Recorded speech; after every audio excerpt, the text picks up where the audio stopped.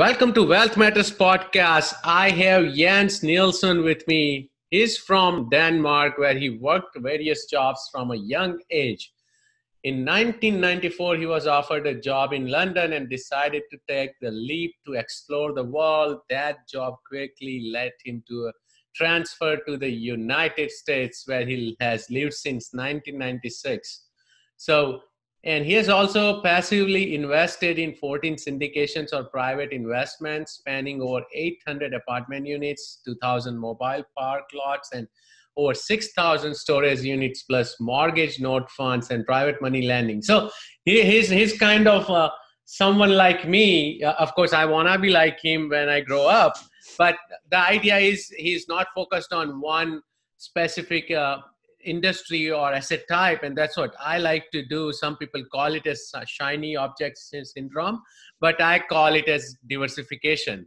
And so that's why I have invested in apartment units, mobile home parks, storage facilities. I still have some single family, and I have also invested internationally in coffee farm, chocolate farm, etc. So Jens, can you tell us what exactly you do now? Hi, Alpas. I appreciate the opportunity. Yeah, we also have that common background. We're both immigrants to this country, right? Right. And I just recently, my last episode as well, I interviewed an immigrant, and then we started chatting about the visa issues. And I'm like, most of the Americans won't understand this. Even though I'm half American now, but you know what we have been through, it's different. It's not about living paycheck to paycheck. It's about not getting kicked out of the country. That's right. For a few years under, we got all that sorted out. Exactly. I'm a citizen now, so hopefully. Yeah, me too. I called myself a proud American. I became citizen in 2015 as well. But you know, right. we have been through all that, right? Yeah. Well, anyway, that was a little tangent there. So, what am I doing now, right? So, I mean, thanks for sharing the intro. Now I live in southwestern Colorado in a small town called Durango, and I look out my window and I'm literally seeing mountains and everything outside. So that's pretty cool. I really enjoy that. But I'm kind of done a few different things, as you mentioned, a lot of passive investing. So to kind of understand the world of syndications and all that stuff. But also I took an active start early on. You know, I started learning about real estate investing, and then I quickly said, well, I got to go and take some action here. So I had coffee with a friend of mine who owns a lot of apartments. I was like, hey, what does it take to invest in apartments? Where should I get started? And he's like, well, here's just on the back of a napkin, literally, he wrote down how you analyze the deal. This is your income, this is your expenses, this is the price. NOI. Does it make sense, right? And it's like, I was like, oh man, I'm an IT guy. I can figure this out, it's more complicated than that, obviously. But, right. So then I started buying some fourplexes actually in Albuquerque, New Mexico. That's kind of the closest bigger city to where I am. So we started there, and I got a good intro to a broker from my friend who lives here. So you got to call up this and this guy, and he can help you out. And he's actually been my broker here now for 4 years in that market, and we've done 6 or 7 deals there together. Okay. And how far is Albuquerque from you? It's 3.5 hours. Oh, drive? Oh, that's not bad. Yeah. Because I invest way out in Atlanta, Birmingham, etc. It's like 4 hours flight for me. That's right. So that's not bad. And I think it actually helped to some degree because I knew it was too far. I couldn't really self-manage it, right? I mean, apartments and Class C, that takes a little bit of a hand-on approach. So I initially, first on, I hired a property manager right on and to, help me work on the business instead of in the business, right? I wasn't the guy getting the calls. No, but that's the toilets, key, right? So that was kind of the start, and learn some stuff early on with which neighborhoods to buy in, where not to buy, and that kind of lower class property may look great on paper, but in reality, your tenants may not be very reliable. Right. Yep. So I ended up selling some of the earlier ones. I actually sold them last year. Made a good profit, but I also learned, be super careful about the area. That was probably one of the biggest lessons. And I'm happy I made that lesson with my own money and didn't, lose my skin on it, right? That's the key, right? So, yeah, I want to talk about, because you and I also come from not only just immigrant, that's one other, but we both come from IT as well, right? So I want to talk about how to transition from being an employee to being your own boss, like an entrepreneur, right? So what is the mindset required to do that? Like how do you figure out, or where do you start even? What's the mindset process? Yeah, that's a challenge, right? Because we've been taught, hey, get a degree, get a job, pay into your 401k, and everything will be fine. And that's sure the same thing you learned, and I learned that. And we thought that was the right thing to do. And then one day, you know, I'm like, well, this is good, I'm making good money, but I'm also selling my time for money, right? And I was like, when I, started researching different things, real estate came up because is one of these vehicles you can build on the side while you're still doing your day job and everything. And the change of the mindset is really just be responsible for your own outcome, right? So in the sense that, we, in the day job, you're only responsible for your little area, unless you're the CIO or something. And you have to just kind of focus on that. If you go out and start your own business, you have to think about all the different pieces, because you quite often start by yourself, right? And said, okay, if I need to buy a property, I need to find a broker, find a lender, find the insurance company and the property manager and all those things, right? So you really have to get very organized around what are the different tasks involved and how can you best manage them. And also be willing to have a team to help you, right? That's a huge thing too. So when did you decide, or when did you think about moving from the corporate or IT job world to entrepreneur, right? What sparked you? I am still employed. I still have a W-2 job, trying to work my way out of that. But right. It was just, I think, really the idea of working for myself, working on my own dream versus working on somebody else's dream, right? A lot of people say that. But really that idea, I go into the office every day, and by the end of the day, made some money, and I made somebody more money. Obviously, they wouldn't hire me if I hadn't done that. And I was like, if I can find a way to capture that income, then, suddenly your worth becomes so much higher because you can bring a ton of value to somebody. If you buy a 100 or 200 unit apartment building, you're bringing value to all your tenants, you're bringing value to your investors, to all the contractors, and suddenly you can create your income limit is not based upon the number of hours you can put in. Your income limit is about your creativity and how you can build something, right? So I think that really appeals a lot to me. So, and how did you get started, right? Because you did mention your friend. So how did you, approach this when you figured out that you want to, be a real estate investor or an entrepreneur?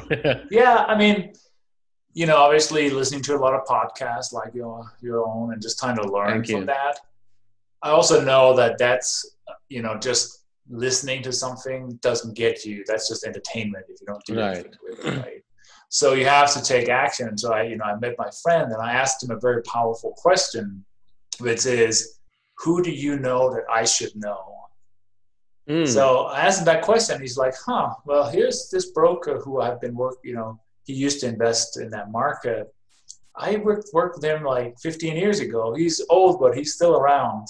Call him up, and immediately, he saw that I wanted to take action, and he also helped kind of push me to those first deals, right?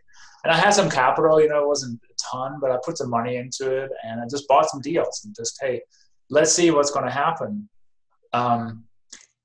I didn't really start going to like conferences and coaching programs until a little bit later. I think I started, 4 or 5 years ago, and I waited a little bit before I started signing up for a coaching program. Right, which makes sense.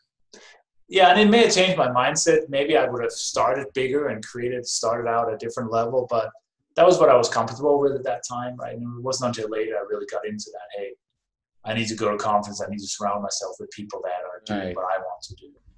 Right. And no, that's great, because I do believe that you want to get started on your own and taste the waters before you start spending your time and money on conferences and whatnot, right? I think it's important to take action. A lot of people, they go to conferences, listen to tons of podcasts, and they never take any action. And then they tell me, oh, I wasted a lot of money and time. I'm like, you didn't do anything, right? How do you know that you wasted time and money when you didn't even try, right? Yeah. So, but I took the exact same approach, right? I just started trying on my own. I even there wasn't much on the podcast world either at that time.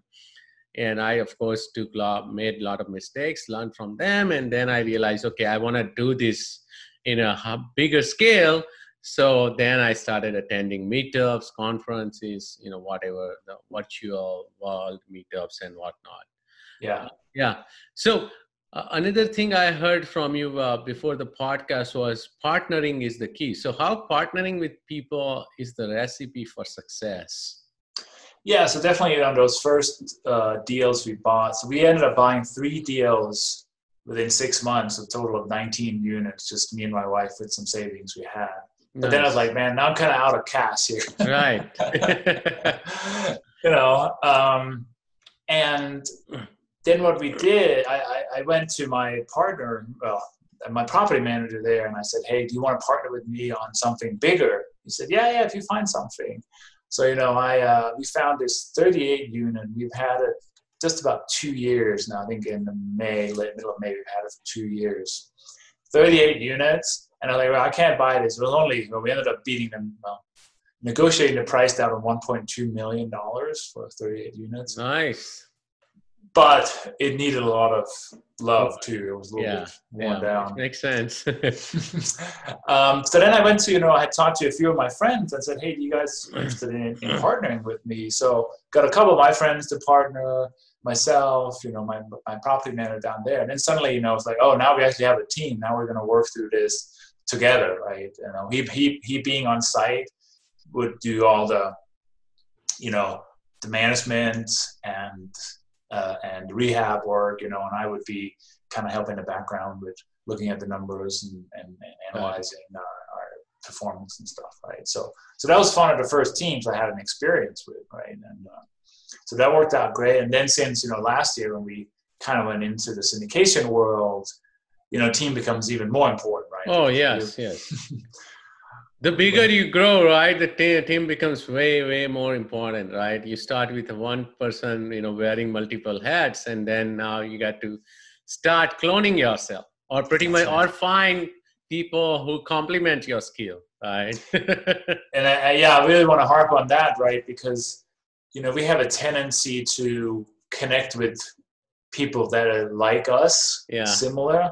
Absolutely. If you're an analytical person, you get attracted to an analytical person because you feel like you speak the same language. Your frequencies matching, and the other person understands what you are talking about, but that's not right. But it creates a problem, right? Because if we look at everything the same way, we're going to have some blind spots, some areas we don't look at.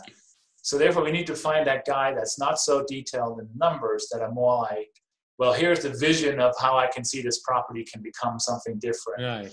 Or here's how I can negotiate with the seller. Or here are some ways we can creatively promote this deal. Whatever it is, right? It's like, oh, that's great. You take care of that. We'll look at the numbers and underwrite it, right? And stuff like that. So, sometimes it creates, it's because I'm like a kind of a to-the-point kind of guy, and I want to say, what's the bottom line here? And other people will just talk for a long time and try to figure out what the answer is.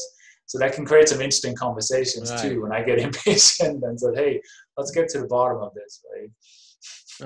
So a couple of things I want to talk about on the partnership side. So what did you propose your property manager? How did the structure work out? And so I'm just trying to figure out for my listeners, if they go through similar situation, how did you bring it up to your property manager, and what did you do? Yeah, so the first question, it was just, it's pretty straightforward. I said, hey, I want to buy something bigger. Do you want to partner with me? And he said, yeah, if we find the right deal, we will. Okay. So that was pretty easy. Yeah. The next thing was basically what we did. We just, we did a joint venture, 5 of us put money in. We basically just split the ownership based on the money we put in. Okay. Pretty straightforward. There's no LP, GPs. It's just, right. joint Yeah. venture. Yeah. This is all TIC. Yeah. Or joint venture. Exactly. And then he gets a property management fee outside of that. So that's his. Yeah. That's always separate. Yeah. Now I have, because I go down there more frequently than my 2 friends who live here as well. So we have a little bit of a waterfall. Once we exceed a certain percentage return, I'll get a little bit of a promote. Yeah, that's what I was trying to figure out. Yeah. Yeah. But that's just within our little group there, right? Yeah. That came together. And which makes sense. That's how, because you did the due diligence, you found the deal, the property manager is your relationship as well, right? So of course, at some point you got to get paid for your time and the networking you have done, right? Yeah. And I don't think anyone would argue with that. Right. So, and also, the first deal, right? I mean, it's getting the deal done and doing not like making $1 million on it. Right? It's very important to, getting the deal done. So what about the second deal where you said that you are going to look at the numbers and your friend will handle the rehab portion and all? How did you figure out that deal? Well, that was kind of that same deal. Actually. Oh, same deal. Okay. Yeah, the 38 unit, right? Yeah. We sat down and looked at the budget, and it was $1.2 million purchase, but a $600,000 rehab job, right? So it's a significant amount. Too bad we didn't know about the opportunity zone. I was going to ask you that. That would have been nice. But that was, I don't think it's in an opportunity zone. No. Okay. Awesome. Yeah, so he manages the rehab, this is probably one area I wish I had a little bit more control, because I would like to get, there's been some, obviously, nothing ever goes according to plan, right? So just having had a little bit more operational insight or hands-on would have been nice for me just to see, to learn that. But hey, he's there every day and that's his business, so I kind of stay out of it. Right. Okay. No, that makes sense. So, what's next for you? What are you doing from the syndication perspective, as well as how do you like to help out, other investors? Yeah. So from a syndication, I found this is again, so, I started going to conferences, I started to meet people, and I ran into a guy about 1.5 years ago now at a conference that we kind of like, hey, we seem to jive with our ideas and what we wanted to achieve in life. And I liked what he was doing with his business. He had built it from kind of the ground up by himself, but now he's starting to syndicate. So I was like, hey, he's like, we're getting this deal on the contract, do you want to help out? And that was last June. And there was 205 units up in Erie, Pennsylvania. And we did that deal together. I helped with due diligence, underwriting, raising capital, and all that. And that has been a really good experience, and I like his philosophy and where he's going. So we're actually working on another deal right now, also in that same market. Obviously, maybe the timing is not the greatest with the COVID thing going on, but sometimes you can't control that, and you just move forward, right? Oh yeah. So I really like that partnership, and want to continue to grow that. So how I give back, right? I do a bunch of coaching new investors, somebody where I was 5 years ago, just basically get people to take action. As you mentioned, people go to conferences, they live the podcast, never do anything. Right. Having a one-on-one coach that they paid money to helps with that action taking too. I couldn't agree more. You probably work with a coach yourself, right? Yes. So, and not only that, I realized when I was trying to help some friends and a lot of other people that when I was giving them free information, that wasn't helpful. No one would want to take action, right? And even personally too. So when I pay money to someone, I want to make sure my money is worth, right? So of course, if it's free, it's not useful. No one cares about free, right? So that's interesting. Yeah. I've had a lot of calls with people, like strategy calls, and it's interesting. they'll take up on that call, and then you never hear from them again. Right, exactly. A few will stay in touch. I think these guys are actually, they're taking the time to reconnect and stuff. So they're gonna make it go somewhere, right? You know? But it's everything in life, right? Probably 20% of your effort gets you 80% of your results. Yes, right? that's the Pareto Principle, right? Yeah, not many people would know, or my listeners, that there was a scientist called Pareto, and there was a principle he he found this or figured out that 20% of your effort can give you like 80% of results. So it's called 80-20 principle as well. Yeah, it's a good one. Yeah, absolutely. So let's take a quick break, Jens, and we'll be back after the break. Welcome back to Wealth Matters Podcast. I'm chatting with Jens Nielsen, and we are talking about how to transition from employee to entrepreneur. And I'm going to ask Jens about our, lightning round, where I just go through some set of questions. So, Jens, can you talk about your best deal so far? Yeah, actually, I think the best deal from a return standpoint is this small mobile home park we bought here in southwestern Colorado, me and a partner. And I think it's returned 25 to 30% nice on our cash. We are self-managing it, so that's not ideal, but it's just the cash flow is just amazing, and it's pretty easy to do. So that's my best deal. So what did you pay for it? So it's almost embarrassingly small. It's only 9 units. Yeah, that's fine. We have to start somewhere. That's right. I think we paid $290,000 or something. That's good. We're in 80 or 90 grand, and we pull out like almost 3,000 a month now or something. That's amazing. That's amazing. And what has been your worst deal, or if you have any worst? Yeah, I mean, I think the one that didn't do very well is one of the earliest fourplexes I bought. It looked good on paper, but for some reason there was always a problem, always some repairs, always some delinquency, evictions. So it'd be like, I mean, I think from a cash flow standpoint, I broke even over the 3 years I owned it. I made a little bit on the sale, but not enough to really make it worth the headache. The lesson there was definitely be careful about the area you buy. Okay. So what would you have done differently now that you know about these fourplexes?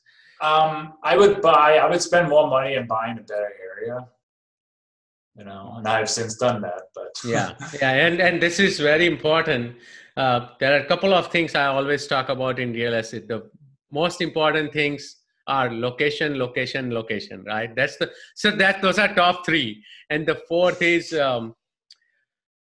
buy at right price. You make money when you buy, right? So I call the top 3 are location. And that's, again, I learned from my very first investment, where I lost almost everything I had invested in, because I bought in a D neighborhood in a ghetto area. I didn't know anything about it. So after that, I learned that, I will pay more, but buy it in right location. But that was probably a very valuable experience for you, right? Yes, absolutely. Absolutely. You got to go experience all this, if you don't, then It's, as one of my mentors says, that you pay for education one way or another. Either you pay to a mentor or coach, or you make mistakes. Or you lose money to inflation, right? Yeah, right. By thinking, I'm good, I'm making good money, and I have savings, which barely pays you 0.1%. Yeah, exactly. So, one other question is, what is your favorite business, real estate, finance book, or any book you recommend? Well, actually, I'm going to probably share the Slight Edge. Okay, I have not read that one. Okay. So this is more of a mindset, could be a business book, a mindset/business book. Essentially, this guy, Jeff Olson, he talks about that idea that every day you make small incremental changes to improve your life. It doesn't look like much, right? Just a little bit, but maybe that's getting up at 5 o'clock in the morning and work on your goals, or post on, just do something that brings you closer to where you want to go, right? And it doesn't look like much, but I mean, over a year or 2 or 5, there's a huge difference, right, between Right. you doing Yes. that or not doing it. And I think a lot of people can't see, they have a big goal, but they can't see how to get there, so they never Right. get started, right? So the most important thing is to get started and take some sort of action. That's what this book talks about. So highly recommend Okay, it. I got to get it now. But what you mentioned is great, and the book itself, it seems it's amazing because it's very important. A lot of time we and personally, that's what I do. I always make sure my goals are way higher than I can reach, because I'm okay with failing, but I don't want to have a goal which is easier for me to get, right? But then for some people, if they put a goal way higher than, their capacity, or not even capacity, but from where their thinking is, then they always struggle with how am I going to get there. But, the book, as you mentioned, The Slight Edge, will give them a path, right? Once you figure out, okay, maybe, I'm putting this goal out there for 2 years, but this is how I'm going to get there, right? So there is another book, and I love that, by Gary Keller, and I'm pretty sure you have heard of it, The One Thing. Oh, yeah, absolutely. Yeah. So the One Thing also, because I signed up for their, course as well in between, like a couple of months course. And they said, oh yeah, if you start a new habit, it's going to take a while, right? For you to make it a permanent thing in your life. And so they said, you have to do it every day for 30 days. And 66 days is what is the optimum. If you do that thing for 66 days every day, then it's part of you. Right. Now, so it's the same thing. So I think I'm going to read this book, The Slight Edge, and combine what I've learned from The One Thing. It would be interesting. Yeah, no, it's great. Absolutely. That's awesome. So no, I think we covered everything. Did we forget about anything, or you want to mention? No, I think it's just that same thing, you talk about trying to get somewhere and you can't really see the path. So this is where like a coach will come in too, because they can help you see the next step and keep you encouraged and keep pushing you forward and all that stuff, right? So I think that's a hugely important step to continue that as well, right? Because if you just have it in your own head and you set goals for yourself, it's easy to not live up to them. Right? The more you announce them to the world and get other people's buy-in, you have more accountability to get it done, actually. No, so. I agree. So yeah, coach or mentor or an accountability partner or just a business partner who pushes you, someone like that you need to have in your team or in your life. Yeah, absolutely. How can my listeners reach out to you? Yeah, so my email is Jens, Jens, at Open Doors Capital, so Open Doors with an S, capital.com. And I'd like to offer anybody that wants like a free strategy call with me, about coaching, about anything, investing advice. They can do that by going to opendoorscapital.com/call, and they can sign up for a free strategy call with me there. Okay, thank you so much for that. Appreciate you coming on the show, Jens. Same here, Pastor. It was really fun. Take care.